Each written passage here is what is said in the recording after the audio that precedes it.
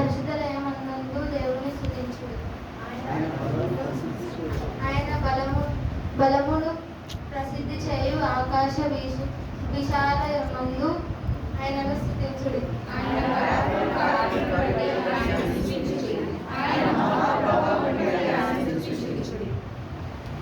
భూరధ్వనితో ఆయనను స్తుతించుడి.